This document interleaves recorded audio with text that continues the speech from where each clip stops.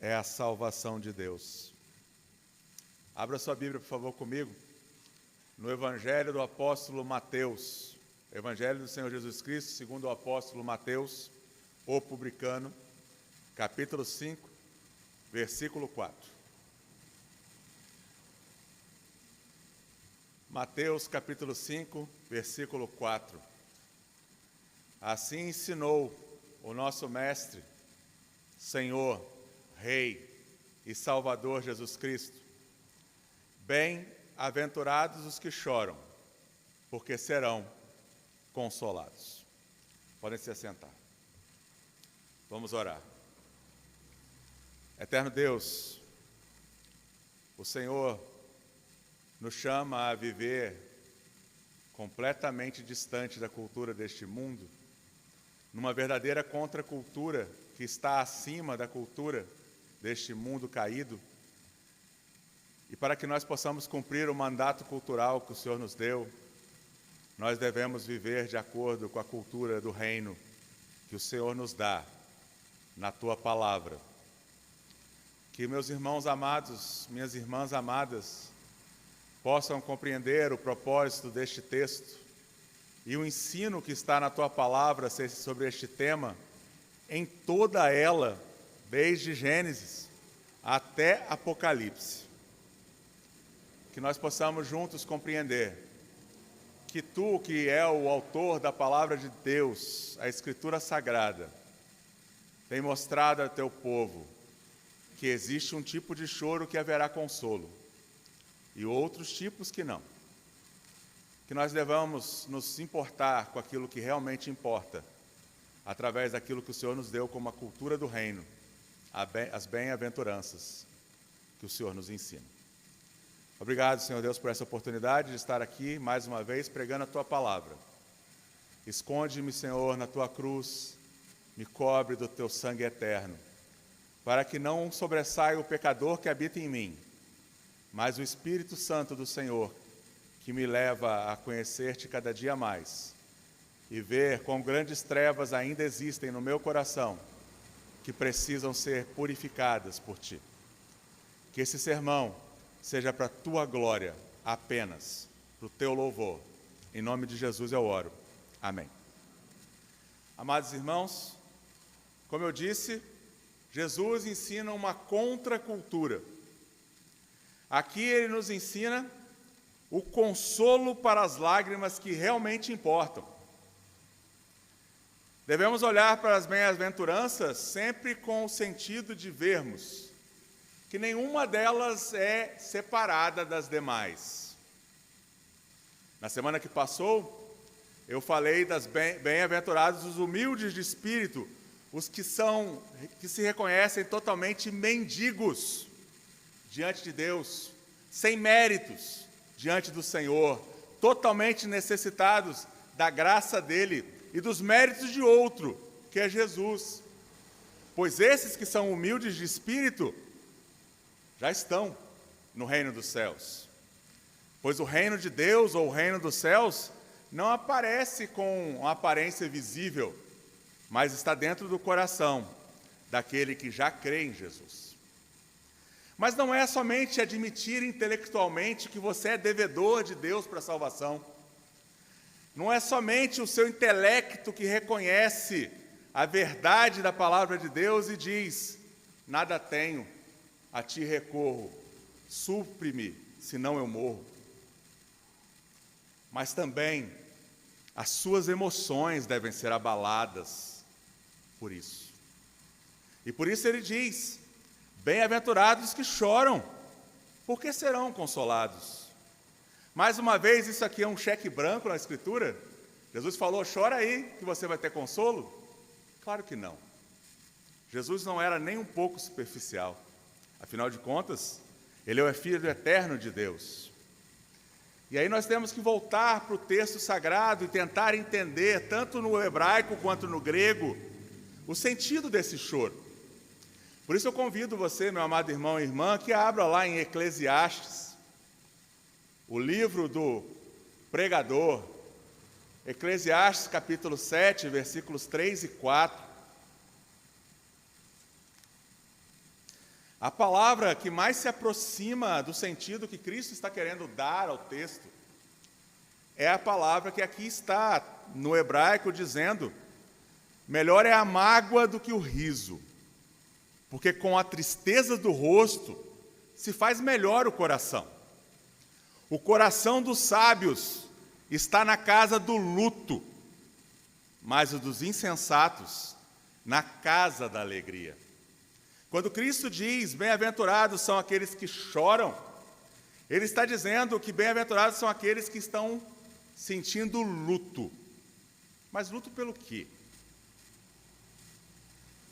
Enquanto, meus amados, a religião judaica sempre aprovou em sua literatura de consolação, tanto aqui na Bíblia, quanto em outros textos judaicos, o luto, que deveria ser um luto extensivo, muitas vezes passando de meses, o luto por a perda de um parente, o luto pela morte de Moisés, o luto que era reconhecido como um estado característico daquele que sofre tristeza.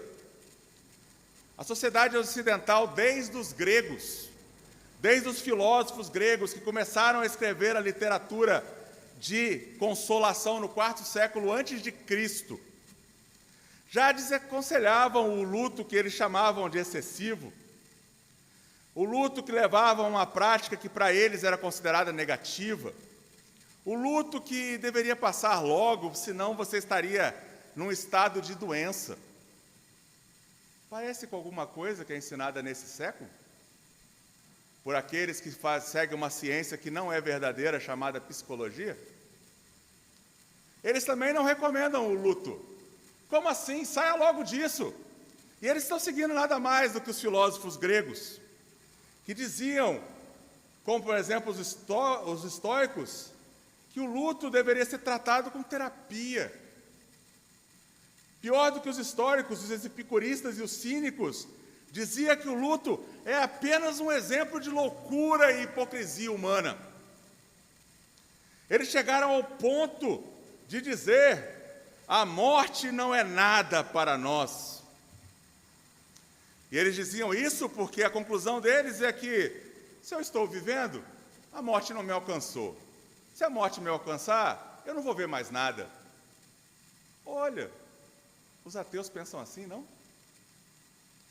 Então nós vemos que a sociedade em que nós fomos criados tem uma mentalidade totalmente contrária ao luto, ao sofrimento por uma causa justa, verdadeira, que não é o que o texto está ensinando diretamente.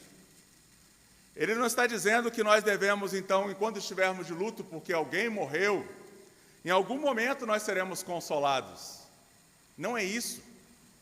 Mas quer dar o peso do luto para o reconhecimento diante de Deus que os meus e os seus pecados são uma ofensa tão grande e que eu não tenho como me livrar da condenação deles, que eu devo sofrer tristeza verdadeira, um luto pelo pecado que nós cometemos. Leia comigo, por favor, Isaías capítulo 61. Isaías 61, do versículos 1 ao 3.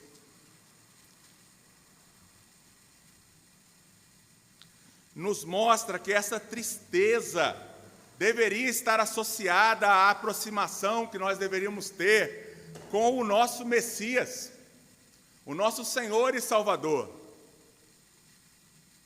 Lembrando, meus irmãos, parece que a gente esqueceu disso, lembrando que Jesus Cristo é citado 10 vezes mais no Novo Testamento como Senhor do que como Salvador.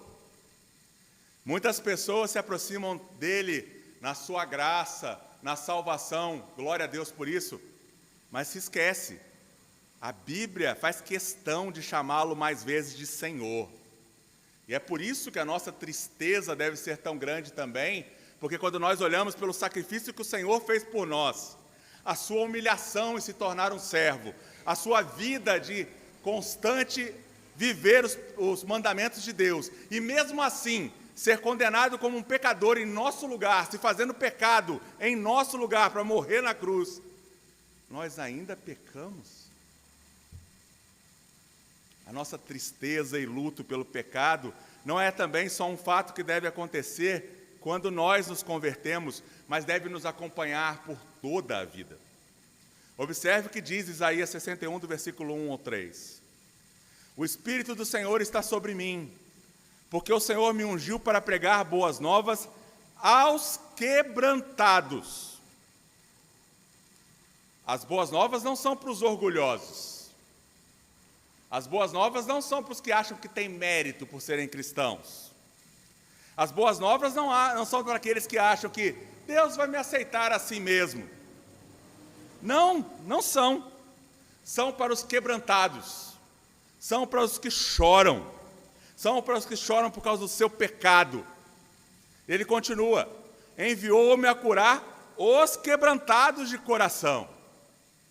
Estar diante de Deus e ser bem-aventurado em Cristo Jesus, no reino dos céus, significa que eu e você, amado irmão e irmã, precisamos ter as nossas emoções transformadas.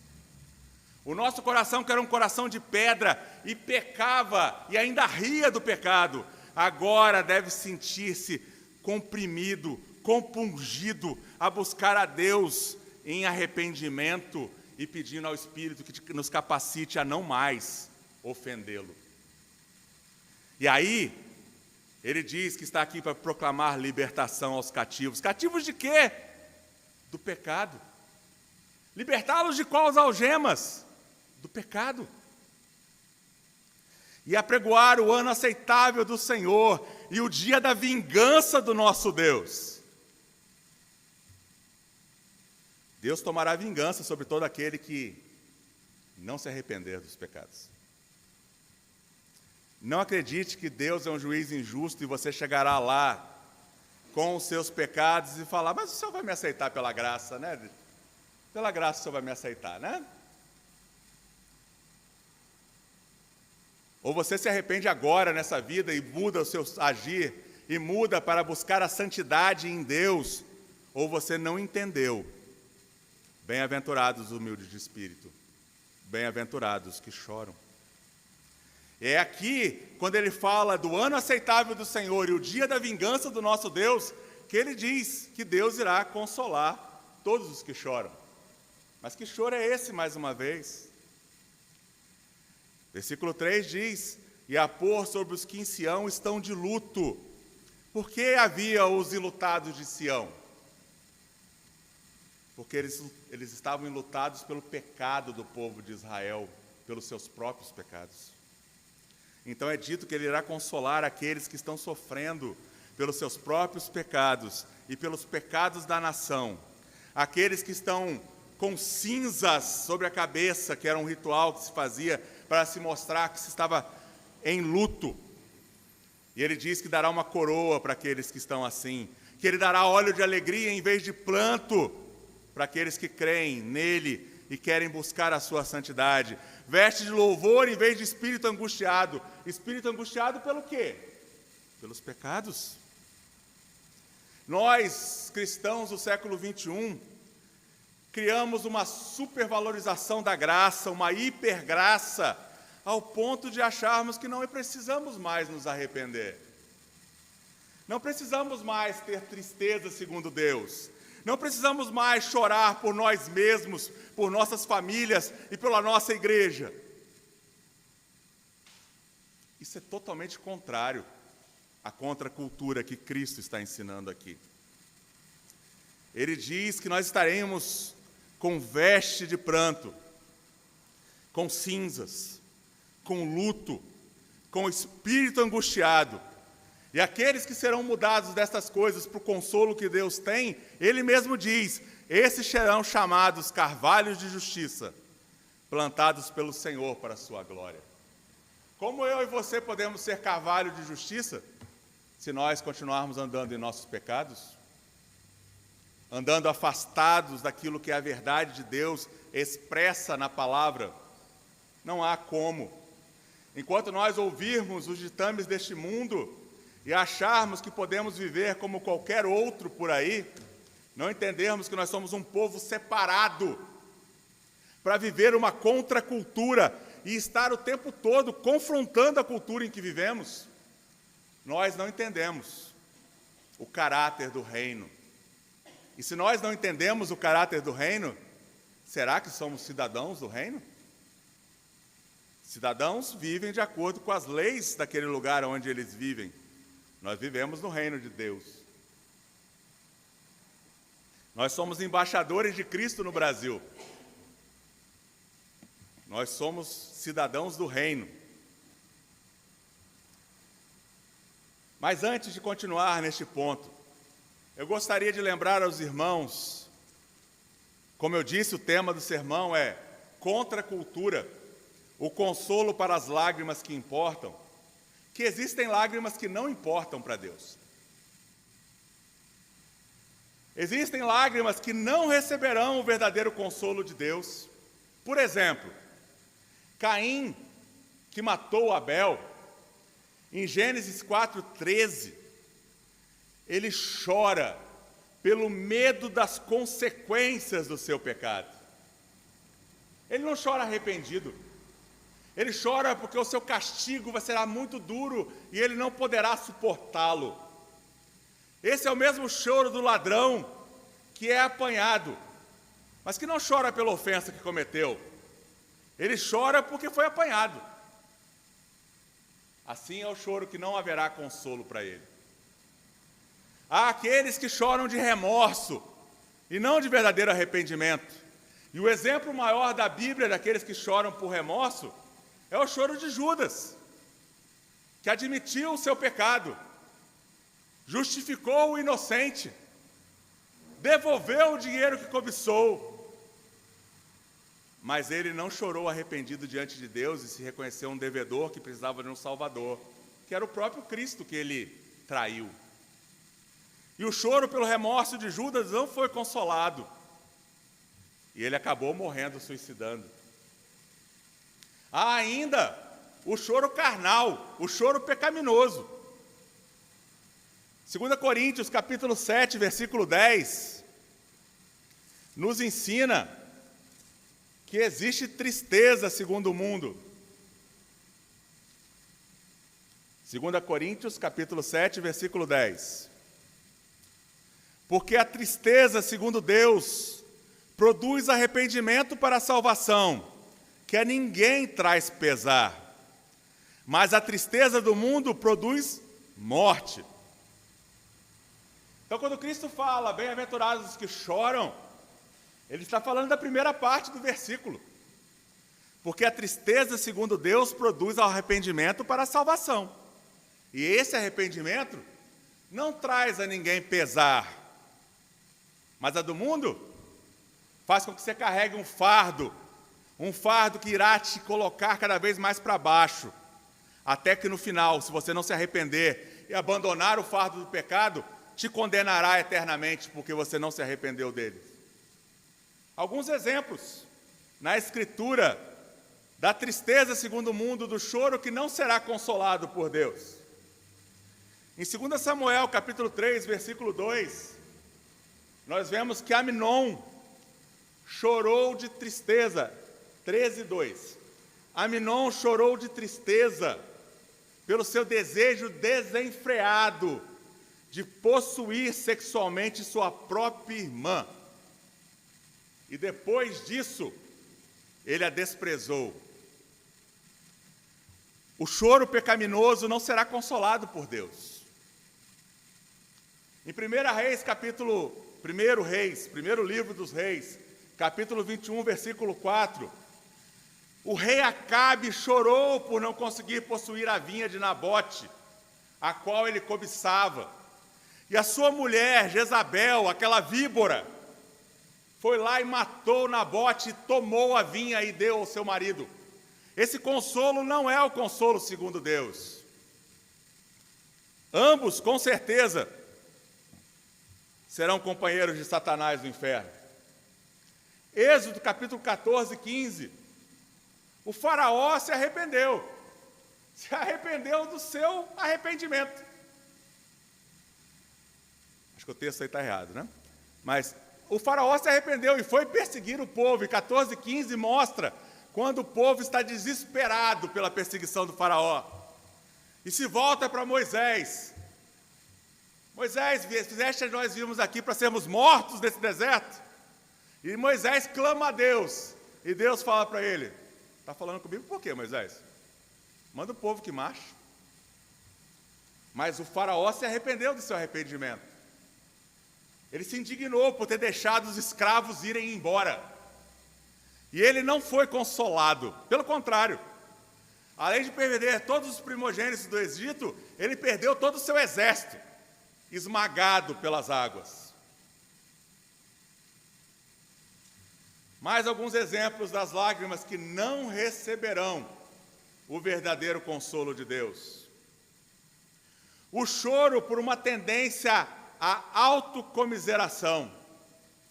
Autocomiseração hoje em dia é chamado de baixa autoestima. A pessoa que tem essa tendência, que era chamada de melancolia, tem o espírito abatido facilmente, demonstra que é uma pessoa absorta em si mesma, ou seja, que só pensa em si, e não apresenta as características do caráter de quem lamenta e se arrepende dos seus pecados. Pelo contrário, ela quer ser jogada para o alto, jogada para cima o tempo todo. Ela quer seguir os ditames deste mundo que diz: se isso te faz feliz, é o que importa. Autor da frase, Satanás. Todo aquele que quer dizer que ele tem que ter autoestima ou baixa autoestima e precisa, portanto, ser corrigido isso, são pessoas que não entenderam. Bem-aventurados são os que choram. São pessoas que têm ou orgulho demasiado ou orgulho menor.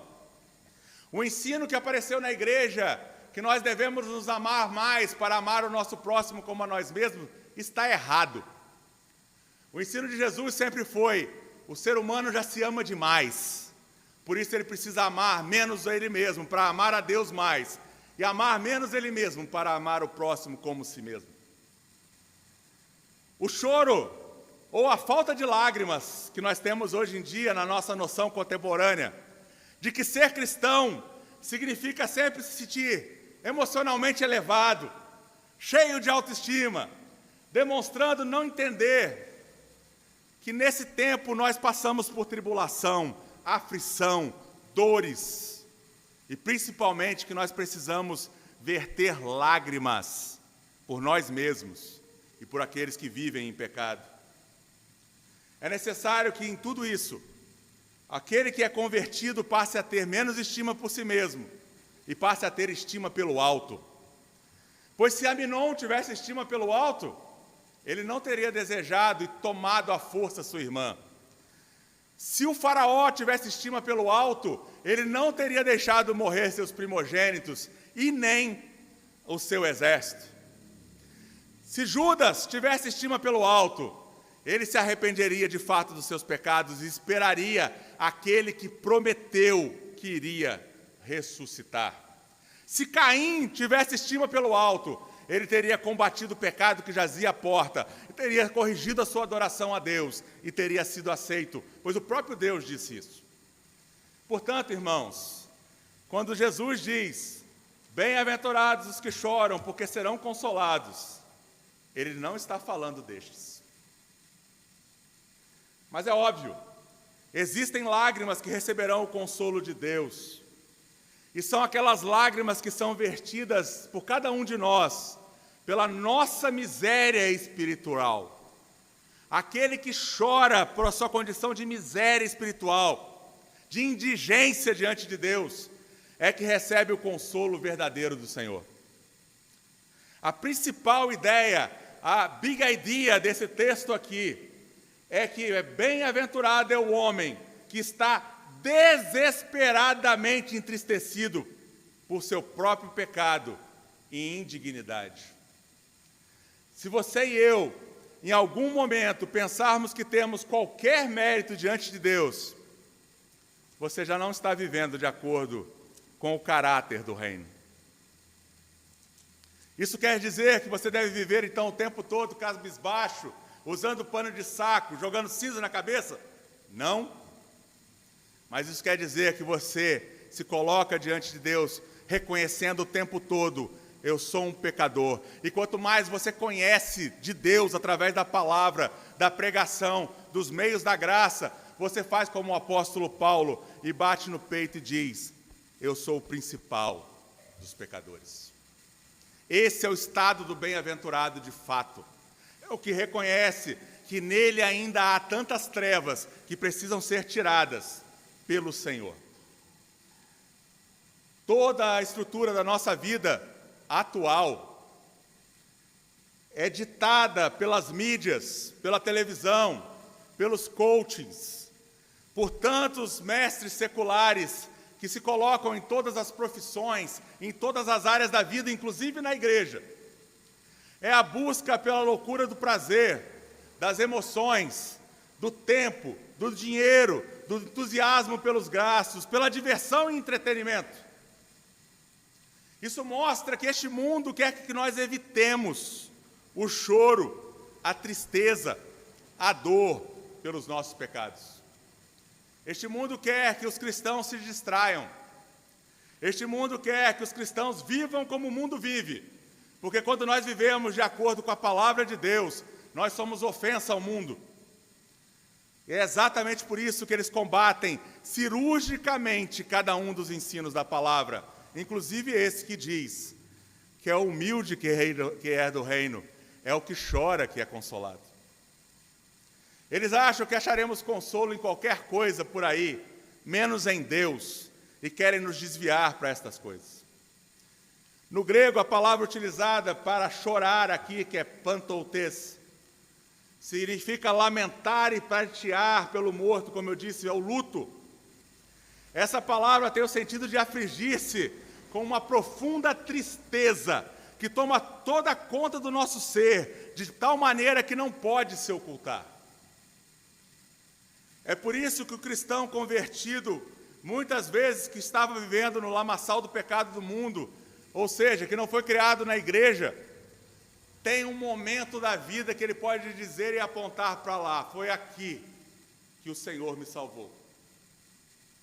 Porque é o momento em que ele sente a tristeza pelo seu pecado, pela ofensa a um Deus que é santo, santo, santo.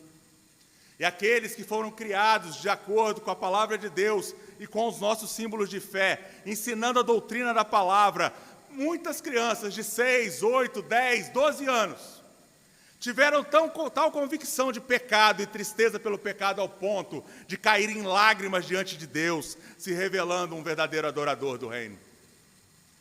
É lógico, meus irmãos, eu não estou querendo dizer que essa é a única forma que aqueles que choram diante de Deus. Os sentimentos mudam de acordo com as pessoas, suas características e até a sua criação. Mas todos nós devemos nos reconhecer pobres de espírito, sem mérito diante do Senhor. E todos nós precisamos ver se o nosso arrependimento não tem sido superficial demais. É preciso entender que a palavra chorar aqui utilizada é o termo mais forte da língua grega. Não é um choro qualquer, não é um choro superficial, não é um choro porque você tomou bomba na prova na escola. É um choro porque eu olho para Deus e vejo o quanto Ele é santo. Eu olho para mim e vejo o quanto eu sou imundo. E quanto o santo se deu para que o imundo fosse limpo. Nós precisamos voltar a entender isso. Como eu disse, hoje nós vivemos no tempo da hipergraça. No tempo da graça sem valor, como diria Dietrich Bonhoeffer. Nós não temos a graça que custa, a graça valiosa nos nossos corações, a graça que leva ao discipulado, ao entendimento do caráter do reino, ao entendimento da expressão do reino, que nós devemos ser sal da terra e luz do mundo. É por isso que Cristo, rompendo com tudo isso, Ele nos diz que a tristeza que devemos ter pelos nossos pecados deve ser como luto. A tristeza do nosso arrependimento deve ser tal que nós pensamos nisso. Lá em Eclesiastes, que eu comecei lendo, diz que o sábio está na casa do luto, ou seja, a sabedoria está em nós chorarmos e nos arrependermos pelos nossos pecados, meditando dia a dia naquilo que estamos fazendo, autoconfrontando o nosso ser todos os dias, para ver se de fato estamos andando com o Senhor. O caminho do discipulado, a graça valiosa, é o caminho estreito ensinado por Jesus. Achar que nós vivemos de acordo com o jeito que quisermos, e Deus está sendo agradado por nós, porque Cristo já morreu por nós, é não entender o Evangelho, que diz que nós devemos crescer em estatura, graça e sermos santificados cada dia mais, dia a dia, até a nossa glorificação completa na segunda vinda do Senhor. Peço aos irmãos que abram lá em 2 Coríntios, capítulo 1, versículos 3 ao 7.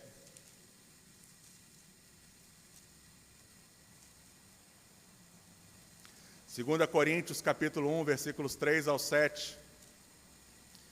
O apóstolo Paulo agradece a Deus pelo conforto divino que nós temos. Ele diz: bendito seja o Deus e Pai de nosso Senhor Jesus Cristo, o Pai das misericórdias e o Deus de toda consolação. É Ele que nos conforta em toda a nossa tribulação, para podermos consolar os que estiverem em qualquer angústia, com a consolação com que nós mesmos somos contemplados por Deus. Porque assim como os sofrimentos de Cristo se manifestam em grande medida a nosso favor, assim também a nossa consolação transborda por meio de Cristo.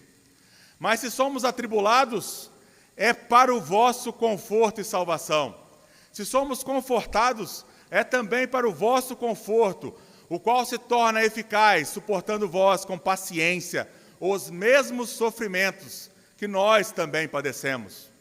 A nossa esperança a respeito de vós está firme, sabendo que, como sois participantes dos sofrimentos, assim os sereis da consolação. Aqueles que choram, aqueles que têm angústia no coração pelos seus pecados, podem consolar outros que veem os seus pecados como sendo uma forma de nunca poderem ter comunhão com Deus. Mas se você não chorou pelos seus pecados, você não será consolo para outros que estão nessa luta e angústia antes de ver Cristo formado neles. É por isso, amados irmãos, que a Igreja de Jesus Cristo precisa voltar a chorar, verter lágrimas pela nossa própria miséria espiritual. Tenho vários textos aqui dos Salmos que falam sobre isso. Salmo 6, do versículo 1 até o 9. Salmo 32, do versículo 3 ao 7. Salmo 51, 3 e 4. 51, 17. E o Salmo 119, versículo 28. Salmo 119, versículo 28. O salmista, nesse salmo que é feito de acordo com o alfabeto hebraico,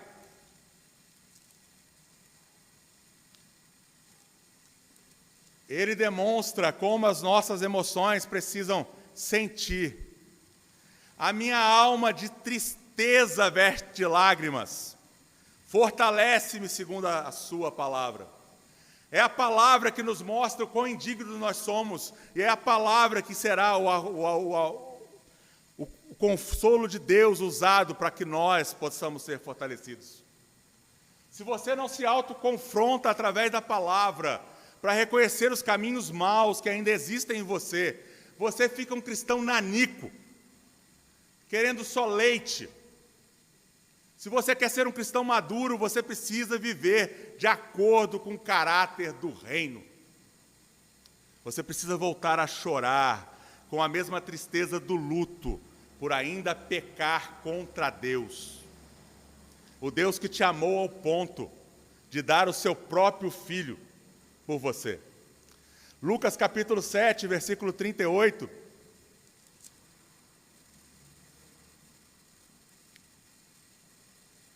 E é por isso que eu falo para os irmãos anotarem quando eu vou pregar, né? Olha quantos textos vocês podem guardar aí. 7,38. Mostra como é esse choro que tem consolo. Vocês conhecem a história? Um fariseu convidou Jesus para entrar na casa dele. Jesus tomou lugar à mesa. O fariseu não ofereceu para Jesus nem água para lavar os pés. Enquanto isso, estando por detrás deles, aos seus pés, uma mulher reconhecida como pecadora, chorando pelos seus pecados, regava com lágrimas os pés de Jesus e os enxugava com os próprios cabelos. Versículo 44. E Jesus, voltando-se para a mulher, disse a Simão: vê esta mulher, entrei em tua casa e não me deste água para os pés. Esta, porém, regou os meus pés com lágrimas e os enxugou com os seus cabelos. E qual foi o fim dessa história? Versículo 50. Mas Jesus disse à mulher: a tua fé te salvou, vai-te em paz. É isso que Jesus está falando. Bem-aventurados os que choram, porque reconhecem que são devedores, são pecadores, precisam da graça, precisam da salvação em Cristo, pois é destes o reino de Deus. Não é a nossa membresia na igreja que nos coloca no reino dos céus ou no reino de Deus. É viver de acordo com o caráter do reino, que só é possível porque o Espírito Santo de Deus já nos convenceu do pecado, da justiça e do juízo. O verdadeiro consolo divino vem para aqueles que choram de verdade. Choram de verdade e entendem diante do Senhor que a característica que eu e você, como cristãos, devemos ter diante de Deus é que quando nós descobrimos a nossa pobreza de espírito, nós não devemos apresentar justificativas para os nossos pecados. Não devemos atenuar os nossos pecados. Não devemos ignorar os nossos pecados. Você está diante de um Deus santo, que te conhece intimamente, como eu não posso conhecer. Mas Ele conhece. Então você precisa se aproximar de Deus todos os dias e rasgar o seu coração. E dizer: Senhor, eu ainda continuo pecando nisso. Senhor, eu continuo fazendo isso. Eu continuo fazendo aquilo. Eu ainda sou orgulhoso. Eu ainda traio as pessoas. Eu ainda roubo. Eu ainda penso mal dos outros. Você precisa voltar a ter aquele momento secreto no quarto com Deus, aonde você se entrega totalmente a Ele e abre a tua boca, dizendo especificamente o pecado que você está lutando contra ele. Você não precisa confessar isso para mim. Nós não acreditamos em confissão auricular. Mas Deus sim. Para Deus você precisa rasgar o coração. Você precisa chorar. Você precisa sentir tristeza por ainda ser um pecador que ainda comete pecados. Cristo morreu para que você fosse santo, para que eu fosse santo. E por isso nós precisamos chorar pelos pecados que ainda restam em nós. O apóstolo Paulo, em Romanos capítulo 7, versículo 24 ao 25, texto que muitas vezes é discutido pelos teólogos, mas ele mostrando aqui o estado do homem,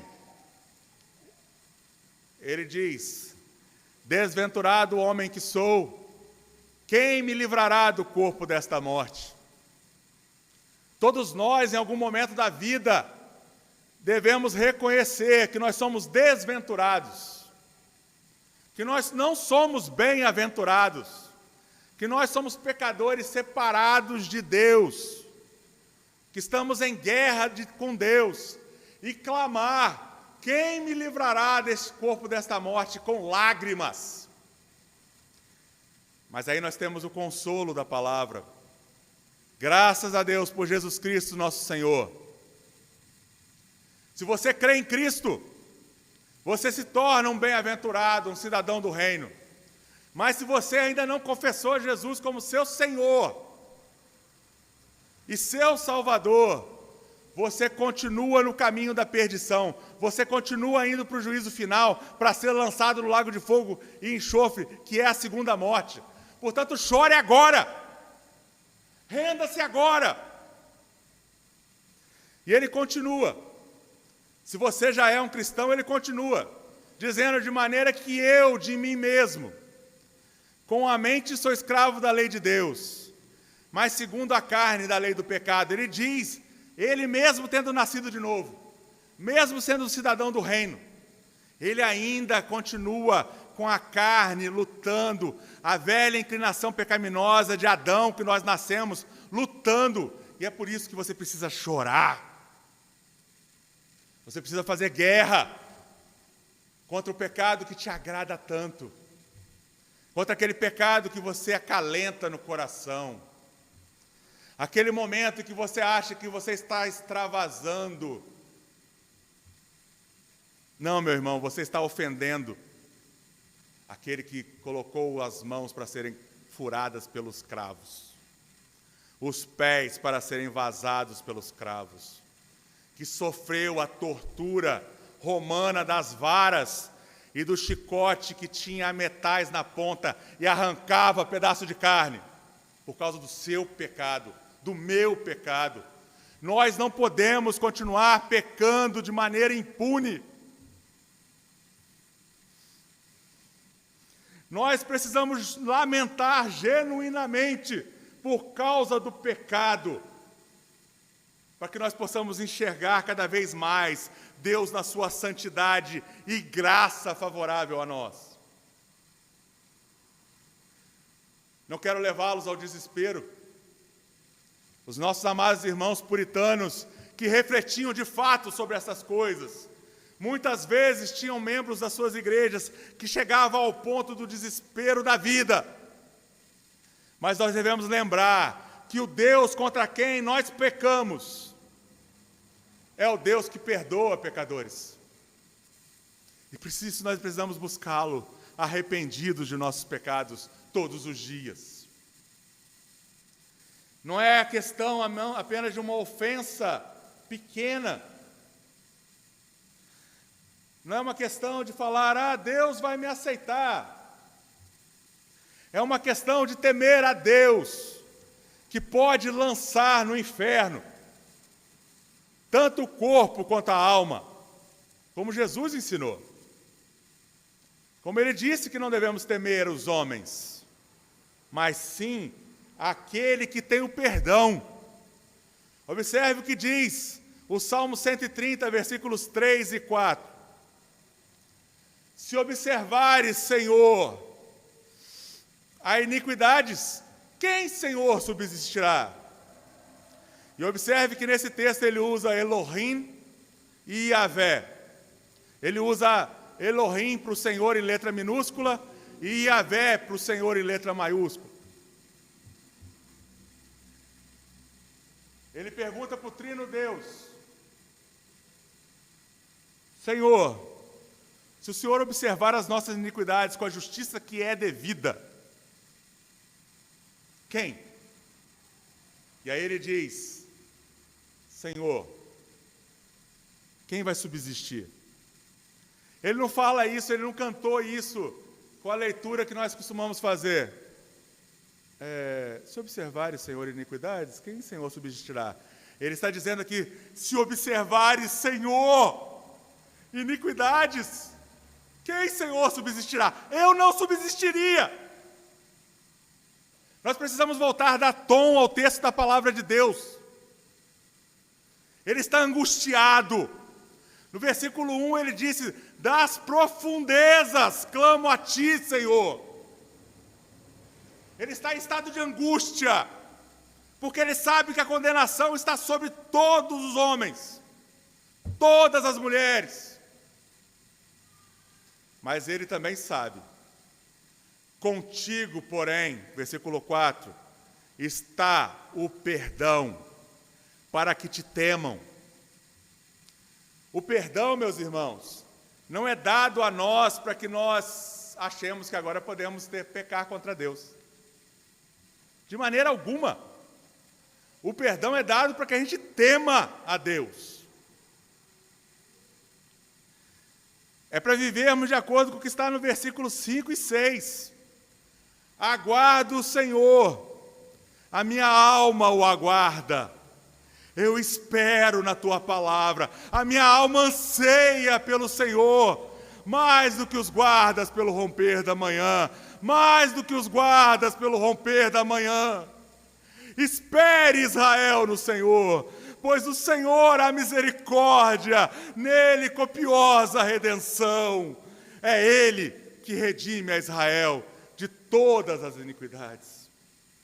Nós precisamos, queridos, que o nosso coração seja derretido diante de Deus, para que nós sejamos conduzidos à atitude correta em relação ao pecado, que é a tristeza, a vergonha e o planto. Nós vivemos um tempo em que os cristãos acham que não precisamos mais chorar. Não precisamos mais pregar. Não precisamos mais evangelizar. Nossos olhos estão secos demais, nossos corações estão áridos demais. Na ordem das coisas aqui, primeiro o cristão deve se entristecer, estando ciente do próprio pecado, porque isso entristece o Espírito de Deus que habita em nós. Olhe lá em Efésios capítulo 4, versículo 30. Observe a exortação do apóstolo Paulo. E não entristeçais o Espírito de Deus, no qual fostes selados para o dia da redenção. Você, amado irmão, cristão como eu, nós temos o selo do Espírito Santo. Ele habita em nós. E se Ele está vendo os seus pecados interiores, a sua mente pecaminosa, Ele está vendo a sua hipocrisia e a minha, muitas vezes, de parecer mais santo do que somos. Diz Ele ali, no versículo 31, longe de vós toda amargura, e cólera, e ira, e gritaria, e blasfêmias, e bem assim toda a malícia. Antes, no versículo 28, ele disse, aquele que furtava não furta mais, antes trabalhe. Aquele que falava palavra torpe, que não saia mais. Nós precisamos chorar quando nós caímos e cometemos a injúria de falar um palavrão. A injúria de usar nome de santos. Nós não somos adoradores de ídolos porque tem demônios por trás. Nós precisamos chorar pelos nossos pecados diários, nossos pecados de insubmissão a Deus, insubmissão às autoridades de Deus. Nós precisamos voltar a chorar pelos nossos pecados, pois aqueles que choram pelo seu estado de indignidade diante de Deus serão consolados.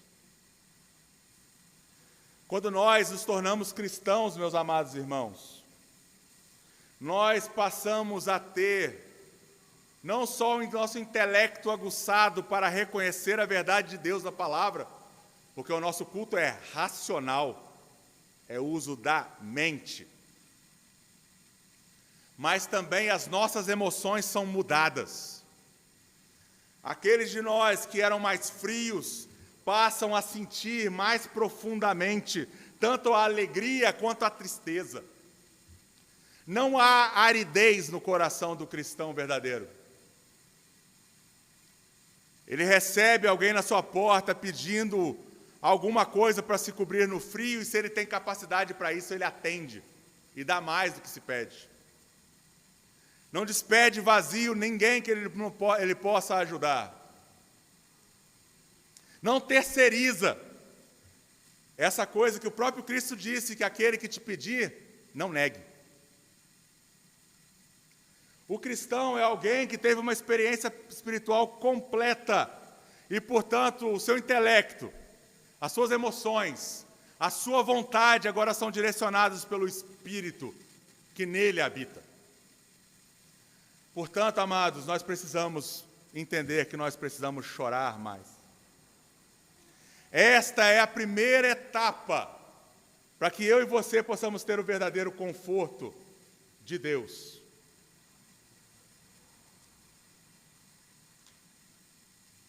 Esse choro deve ser um choro espontâneo, espiritual, pelo nosso próprio pecado e pelo pecado dos outros, como dizia Thomas Watson. Esse choro deve ser aquele que nos faz deleitar em Deus, na sua justiça, e não na injustiça, como os pecadores fazem e não serão consolados divinamente. Irmãos, se todos os argumentos bíblicos que eu já falei aqui não te convenceram ainda, eu preciso então dizer a você que Jesus verteu seu sangue pelo seu pecado, pelo meu pecado. Como podemos nos alegrar em algum pecado? Como a nossa alegria pode estar em pecar? Ele morreu por isso. Você diz que ama Jesus nas suas canções. Como você ainda pode estar agradado de pecar? Não pode. O choro pelo pecado é o único caminho que nós temos para poder seguir o caminho estreito e sermos no final consolados pela consolação que temos na salvação. Mas ainda há outras lágrimas que o cristão deve verter. Essas que vimos são as lágrimas que eu e você devemos verter por nós mesmos. Pelo pecado que habitava em nós antes de sermos convertidos e pelo pecado que ainda insiste em habitar em nós. Lutero dizia: eu achei que tinha afogado o velho homem nas águas do batismo, mas o maldito sabe nadar. Se você não se autoconfrontar todos os dias, você se acostumará a pecar contra Deus. É o que temos visto nas igrejas por aí. Cristãos que adoram o Senhor com louvores cada vez mais elaborados, com paredes pretas, luzes, fumaça, e uma vida de pecado por trás. Certa igreja mundial, não é o nome da igreja, tá? Certa igreja mundial, que compõe louvores que são cantados em diversas outras igrejas pelo mundo, está eivada de escândalos de seus líderes, escândalos sexuais de todas as ordens possíveis e imagináveis, porque eles não choram pelo pecado. Fazem seu louvor extravagante, mas que não é real. Porque louvor extravagante de fato são as lágrimas vertidas diante de Deus pelos seus pecados. E como nesse outro ponto do sermão, as lágrimas vertidas devido ao estado pecaminoso dos outros. Quando nós aprendemos a chorar por nós mesmos, nós passamos também a chorar pelos outros. E se a evangelização da igreja não tem alcançado verdadeiros crentes, e sim pessoas que estão buscando um clube para poder frequentar, é porque nós não temos chorado por aqueles que ainda estão afastados de Jesus. Salmo 119, versículo 136, diz que o cristão verdadeiro deveria ter torrentes de água nascendo dos seus olhos, porque os homens não guardam a lei de Deus. Ezequiel capítulo 9, versículo 4.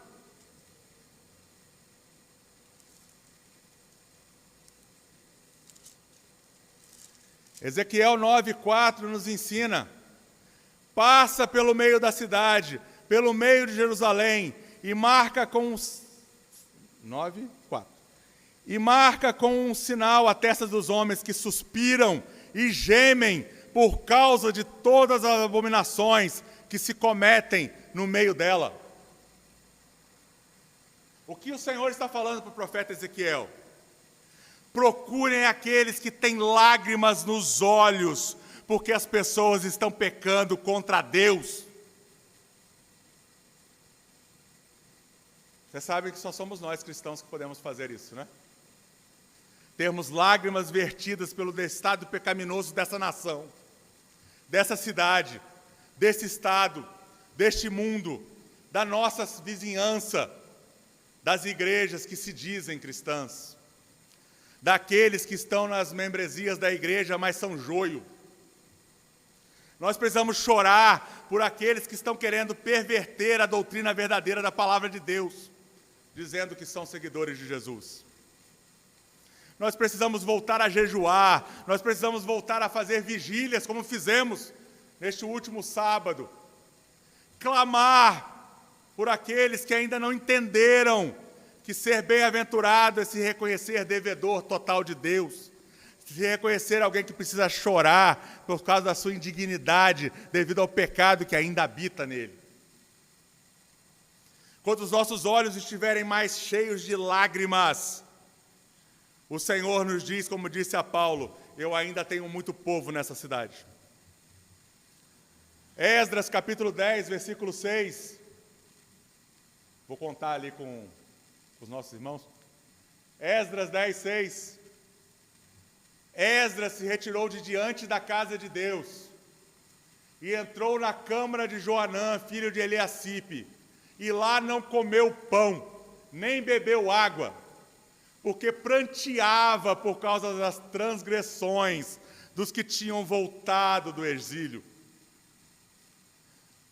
Irmãos, se nós não chorarmos por aqueles que estão indo para o inferno, nós não veremos conversões. Se nós não chorarmos por aqueles que estão afastados do caminho do Senhor, nós não veremos os de volta para casa. Nosso choro precisa voltar a ser visto. Nós precisamos chorar pela igreja de Deus. Nós precisamos chorar por esta igreja local. Eu quero sim ver dias de avivamento. Eu quero sim ver cristãos de fato vivendo entre nós, pregando, ensinando, continuando a obra de Deus, servindo na casa de Deus, pois fomos comprados por preço para servir na vinha do Senhor. Mas antes nós precisamos voltar a chorar. Observe o que diz Judas, versículo 15. Começando no final do 14. Eis que veio o Senhor entre suas santas miríades, para exercer juízo contra todos, e para fazer convictos todos os ímpios, acerca de todas as obras ímpias que impiamente praticaram, e acerca de todas as palavras insolentes que ímpios pecadores proferiram contra ele. Nós precisamos chorar, porque os ímpios continuam fazendo a mesma coisa. A mesma coisa.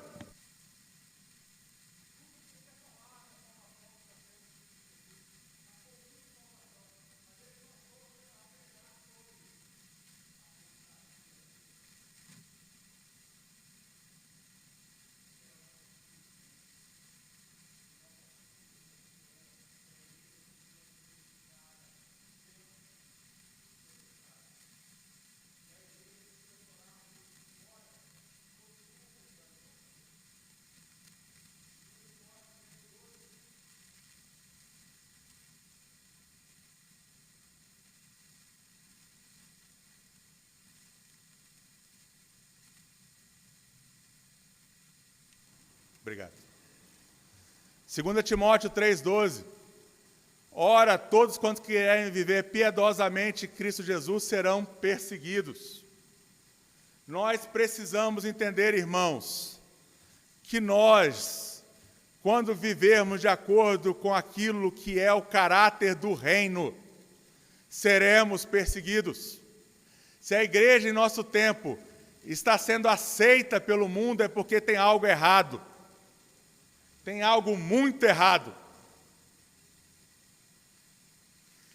Nós precisamos voltar, como diz o Salmo 139, 21. Não aborreço eu, Senhor, os que te aborrecem, e não abomino os que contra ti se levantam. Mas essa nossa abominação contra aqueles que são inimigos de Deus é a abominação que nos leva a cair de joelhos, pedindo a Deus que faça justiça, ou contra o pecador que não se arrepende, mas principalmente contra aquele que já vai ser salvo, porque o pecado já foi punido em Cristo Jesus. Nós precisamos odiar, porque Deus odeia com ódio consumado o pecado dos homens, mas devemos nós sim amar os pecadores e pedir que eles sejam trazidos aos pés de Jesus, e isso com lágrimas, com jejum, com vigílias de oração. Precisamos que eles sejam contritados para arrependimento, como está lá em 2 Coríntios, capítulo 7, versículos 9 e 10.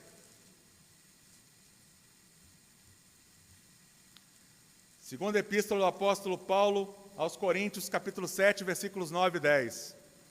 Agora me alegro não porque fostes contristados, mas porque fostes contristados para arrependimento.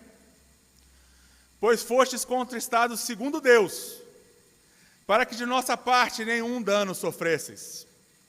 Porque a tristeza, segundo Deus, produz arrependimento para a salvação, que a ninguém traz pesar, mas a tristeza do mundo produz morte. Bem-aventurados os que choram, porque serão consolados. Já falei algumas vezes aqui, você não quer ofender o seu amigo com a pregação do Evangelho? Você prefere ver o seu amigo ir para o inferno, então, no final da vida dele? Que eles sejam levados à tristeza que salva, através da pregação do Evangelho. Como Paulo escreveu aos Coríntios, e eles foram levados à tristeza. E a disciplina que eles não quiseram fazer foi feita, porque Paulo assim colocou na carta. E aquele que foi disciplinado, ele se arrependeu para a salvação. Que nós tenhamos lágrimas vertidas, também quando for necessário disciplinar alguém. Não pense que pregadores que parecem duros demais não choraram por vocês antes. Porque o desejo do coração de todo aquele que serve fielmente ao Senhor é se alegrar porque vocês foram contritados para o arrependimento e para a salvação. Salmo 126, versículos 5 e 6.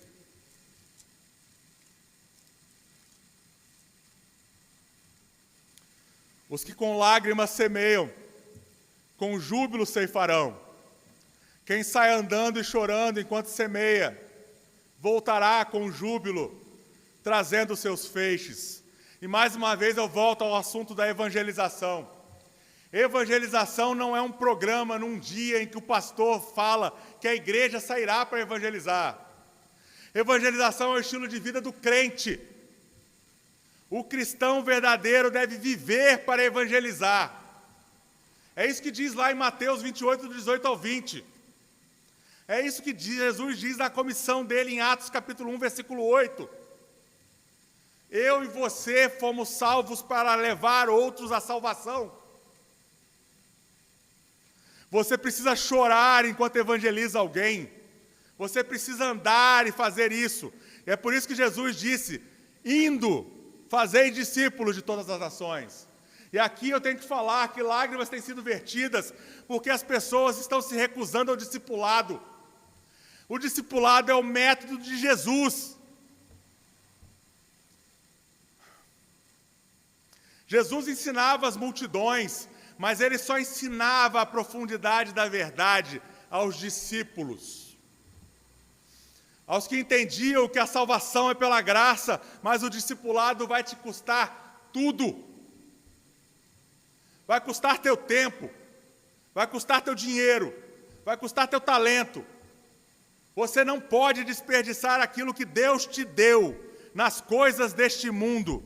Pare de ajuntar riquezas aonde as traças e as ferrugens destruirão você. Nós precisamos voltar a chorar por uma igreja que precisa aprender o caminho de Jesus. Nós precisamos voltar a chorar por uma mocidade que precisa aprender o caminho de Jesus. Nós precisamos chorar pelos adolescentes para que eles conheçam e vivam o caminho de Jesus. Nós precisamos chorar pelas crianças para que eles aprendam e vivam o caminho de Jesus. A igreja tem inventado métodos de multiplicação, métodos para atrair falsos crentes muitas vezes.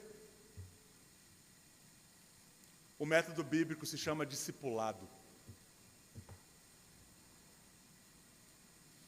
O método bíblico se chama pregação do Evangelho.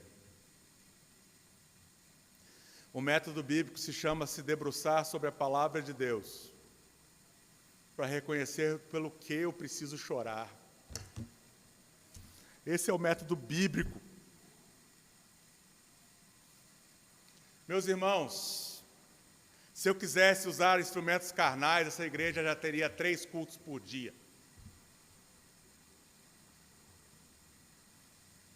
Mas como devemos ser fiéis ao Evangelho de Jesus Cristo, ele está sendo pregado na sua íntegra e no seu peso.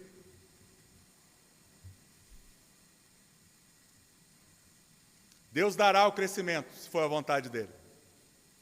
Mas, em primeiro lugar, eu quero ver vocês e eu crescendo em maturidade no Senhor, tendo o caráter do reino em cada uma das nossas atitudes. Nós precisamos voltar a chorar pelo efeito do pecado. João capítulo 11, versículos 31 ao 35. João 11, 31 ao 35. Lázaro havia morrido. Os judeus estavam com Maria na casa e a consolavam. Vendo que ela se levantou depressa a sair, seguiram-na, supondo que ela ia ao túmulo para chorar. Quando Maria chegou no lugar onde estava Jesus, ao vê-lo, lançou-se aos pés, dizendo: Senhor, se estiver aqui, meu irmão não teria morrido. Jesus, vendo-a chorar, e bem assim os judeus que a acompanhavam, agitou-se no espírito e comoveu-se. E perguntou: onde o sepultastes? Eles lhes responderam: Senhor, vem e vê. Jesus chorou. Jesus sabia que ele iria ressuscitar Lázaro. Por que ele chorou? Ele chorou pela abominação que o pecado é. O que o pecado custa. O pecado traz tristeza. O pecado traz dor. O pecado trouxe dor na cruz para Jesus. Você não pode viver pecando. Eu não posso viver pecando. E se isso acontecer como um desastre em nossas vidas, nós precisamos chorar lágrimas de verdadeiro arrependimento por isso. Jesus chorou exatamente pelos efeitos do pecado. Nós precisamos agir como Daniel agiu lá em Daniel, capítulo 9. Daniel, capítulo 9. Nós que somos verdadeiros cristãos, verdadeiros crentes, como Daniel também era. Ele fez uma oração a Deus. Peço que os irmãos prestem atenção na postura de alguém que é bem-aventurado, um cidadão do reino, que foi salvo por Jesus, porque ninguém foi salvo sem Jesus. No primeiro ano de Dario, filho de Assuero, da linhagem dos Medos, o qual foi constituído rei sobre o reino dos caldeus. No primeiro ano do seu reinado, eu, Daniel, entendi pelos livros que o número de anos de que se falara o Senhor ao profeta Jeremias, que haviam de durar as assolações de Jerusalém, era de 70 anos. Lembra que eles foram para o exílio por causa do pecado. Voltei o rosto ao Senhor Deus para o buscar, com oração e súplicas, com jejum, pano de saco e cinza. É isso que Jesus disse. Bem-aventurados os que choram. Oração, súplica, jejum, pano de saco, luto pelo pecado. Orei ao Senhor meu Deus, confessei e disse: Ah, Senhor, Deus grande e temível, que guardas a aliança e a misericórdia para com os que te amam e guardam os teus mandamentos. E ele abriu a boca para dizer: temos pecado e cometido iniquidades, procedemos perversamente e fomos rebeldes, apartando-nos dos teus mandamentos e dos teus juízos. E não demos ouvidos aos teus servos, os profetas, que em teu nome falaram aos nossos reis, nossos príncipes e aos nossos pais, como também a todo o povo da terra. Se reconhece como um indigno, pecador junto com todo o povo diante de Deus. E aí ele exalta aquele que é o único que pode salvar e consolar. A ti, ó Senhor, pertence a justiça, mas a nós o corar de vergonha, como hoje se vê. Você tem sido orgulhoso, irmão? Você tem sido orgulhoso, orgulhosa? Você precisa corar de vergonha pelos seus pecados, pelos meus pecados, pelos nossos pecados. Você quer ver o avivamento de Deus? Ele vem quando há arrependimento verdadeiro da igreja de Jesus. Sem arrependimento verdadeiro não há avivamento, há movimento, há enchimento, há câncer no meio da igreja que parece que está crescendo. Mas quando há corar de vergonha a todos os que são ditos filhos de Deus, quer os de perto, quer os de longe, o Senhor, nosso Deus, age como está no versículo 29, porque a Ele pertence a misericórdia e o perdão, quando nós nos admitimos como rebelados contra Ele. 9. É preciso chorar, meus irmãos, pelos nossos pecados. É preciso chorar porque nós não temos obedecido à voz do Senhor nosso Deus, para andarmos nas suas leis, que nos deu por intermédio de seus servos, os profetas. Irmãos, nenhum mandamento da lei de Deus foi revogado, nenhum. Inclusive o sabá do Senhor, esse dia é dele. Não é para você fazer festinha, não é para você fazer outra coisa, a não ser servi-lo, atendendo a santa convocação e aprestando misericórdia para outros. A igreja tem pecado com relação a isso. A igreja tem pecado com relação ao pecado de idolatria, idolatrando as coisas deste mundo. A igreja tem pecado idolatrando o entretenimento. O tempo que agora é meu. Não, esse dia não é seu. Esse dia é dele. Ah, pastor, mas só tem prova nesse dia. Não faça a prova. Entre com o documento e alegue questões religiosas para não fazê-la. Para de ceder para esse mundo. Porque cabe a nós o corar de vergonha, porque nós temos cedido o tempo todo. Nós precisamos chorar, como Daniel estava chorando aqui. Ele fala, não vou ler todo o texto, ele fala que todo Israel transgrediu a lei. E ele diz, no final do texto, versículo 17, agora, pois, ó Deus nosso, ouve a oração do teu servo e as suas súplicas, e sobre o teu santuário assolado, faze resplandecer o teu rosto por amor do Senhor. Inclina, ó Deus meu, os ouvidos e ouve. Abre os olhos e olha para a nossa desolação e para a cidade que é chamada pelo teu nome, porque não lançamos as nossas súplicas perante a tua face, fiados em nossas justiças, mas em tuas muitas misericórdias. Isso é ser pobre de espírito, isso é chorar diante de Deus, o choro de arrependimento. E ele termina: ó Senhor, ouve, ó Senhor, perdoa, ó Senhor, atende-nos e age. Nós precisamos ter urgência, irmãos. Não te retardes por amor de ti mesmo, ó Deus meu, porque a tua cidade e o teu povo são chamados pelo teu nome.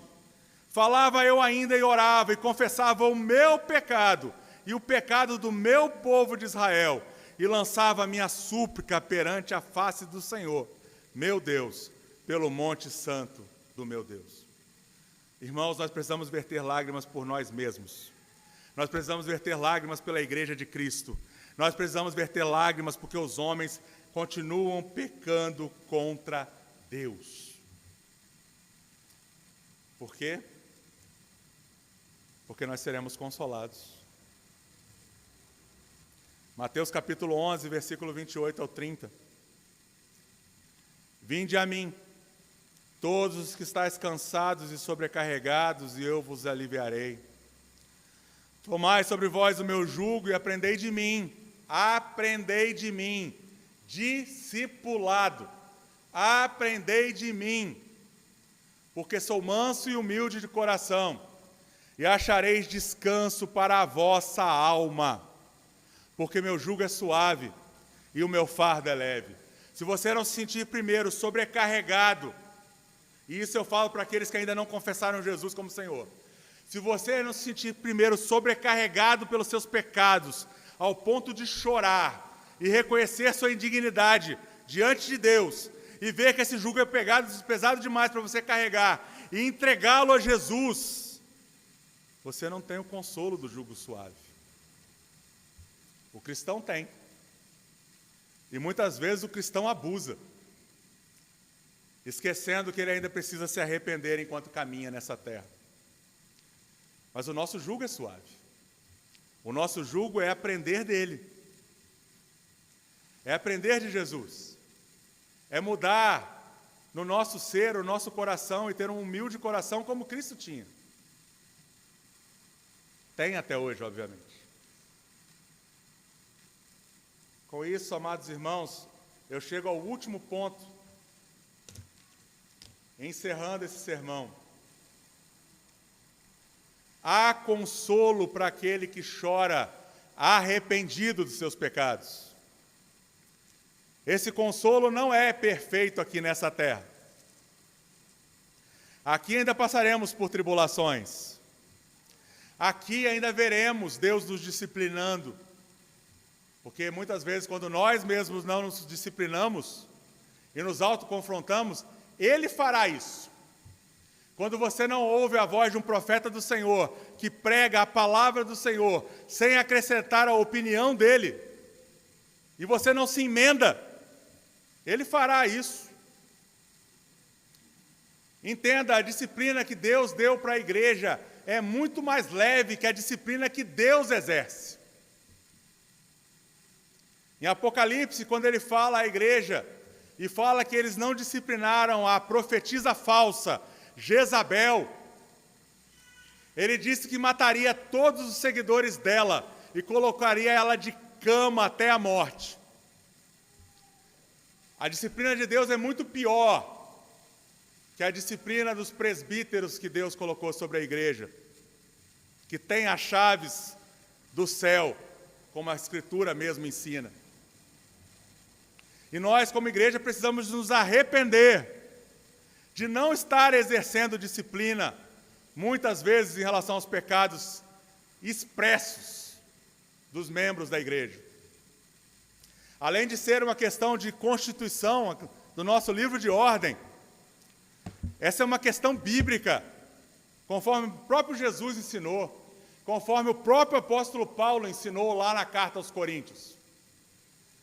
Ele está estupefacto quando ele escreve aos Coríntios e fala assim: como assim os anciãos não corrigiram essa situação? Como assim? O pecado público está ofendendo a Deus, e eles não estão chorando por isso, porque quando exercemos disciplina, não exercemos sem lágrimas nos olhos. Nós queremos, como disse o apóstolo Paulo, ver as pessoas contristadas para que tenham o consolo através do arrependimento. Salmo 135 diz: porque não passa de um momento a sua ira, o seu favor dura a vida inteira. Ao anoitecer pode vir o choro, mas a alegria vem pela manhã. A alegria da certeza que temos de que Cristo Jesus é o nosso intercessor e morreu pelos nossos pecados. Salmo 50:15, invoca-me no dia da angústia, eu te livrarei e tu me glorificarás. Isaías capítulo 55, versículos 6 e 7.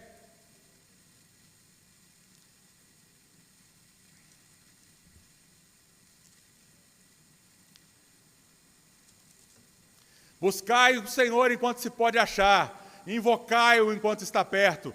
Deixe o perverso o seu caminho, o iníquo os seus pensamentos. Converta-se ao Senhor, que se compadecerá dele, e volte-se para o nosso Deus, porque é rico em perdoar.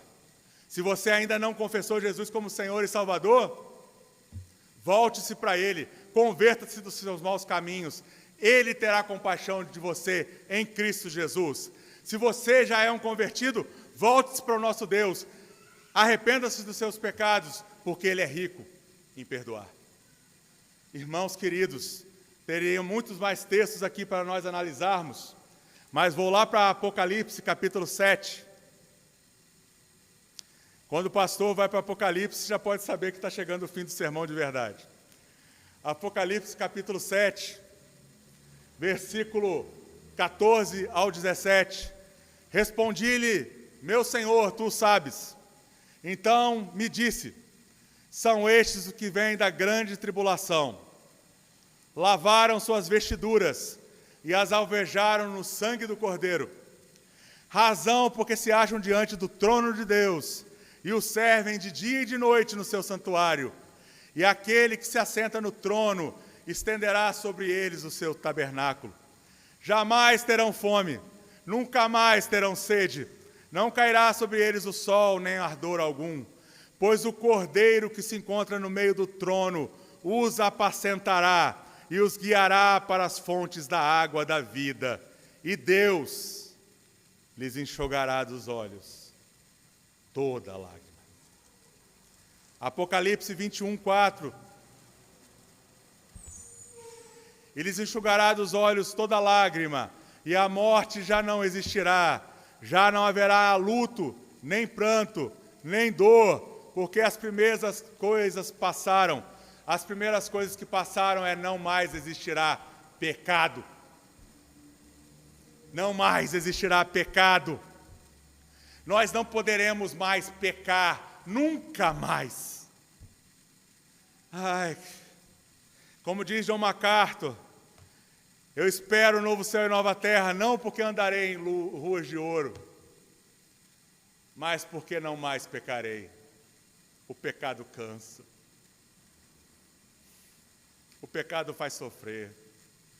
O pecado faz nos sentir indignos de servi-lo, de expressar o amor que devemos ter por Ele. Porque o maldito que ainda habita em nós, ele segue falando ao nosso coração, você fez isso, você fez aquilo outro. Temos irmãos sofrendo por não sentir que foram perdoados, porque a sua consciência ainda continua trazendo aquilo que Deus já jogou no mar do esquecimento. Por isso nós precisamos chorar pelos nossos pecados, abandoná-los e reconhecer o consolo que está em Cristo Jesus, nosso Senhor. Mas nós não choramos apenas pelos nossos pecados, mas pelos efeitos dele. 2 Coríntios capítulo 8, versículo 28 ao 39. O apóstolo Paulo, mais uma vez,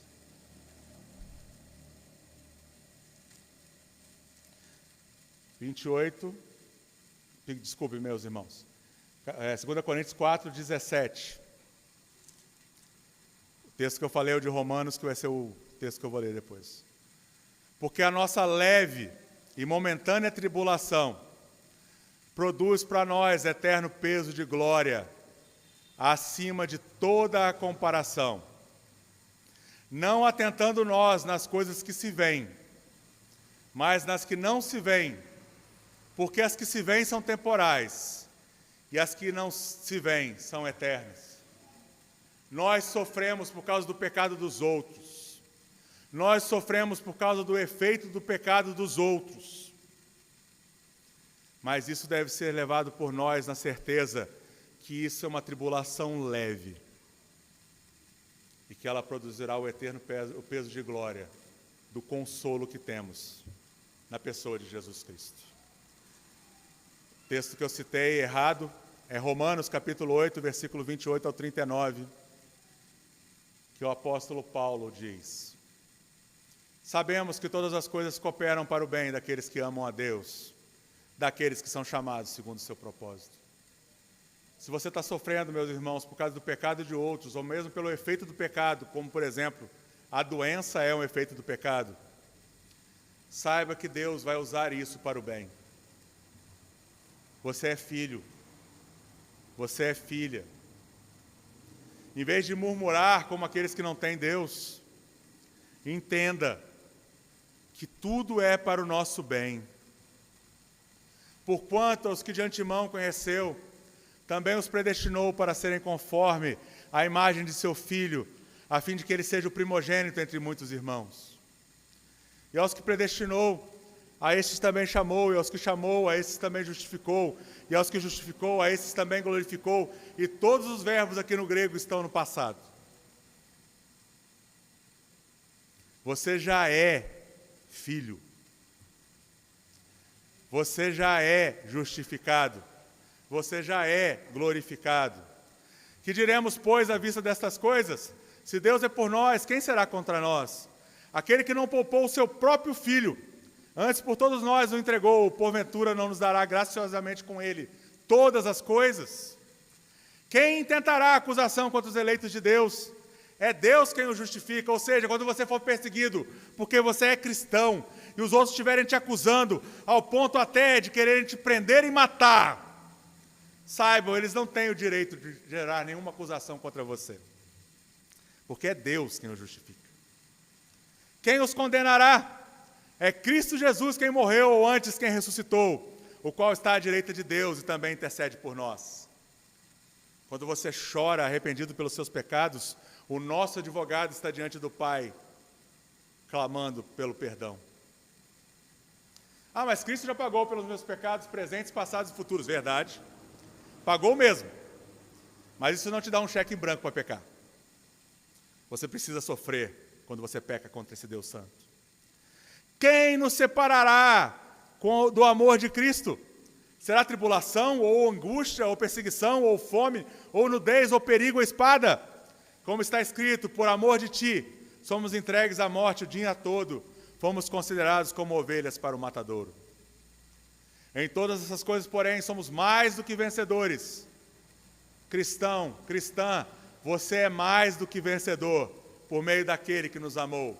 Porque eu estou bem certo de que nem a morte, nem a vida, nem os anjos, nem os principados, nem as coisas do presente, nem do porvir, nem os poderes, nem a altura, nem a profundidade, nem qualquer outra criatura poderá separar-nos do amor de Deus, que está em Cristo Jesus, nosso Senhor.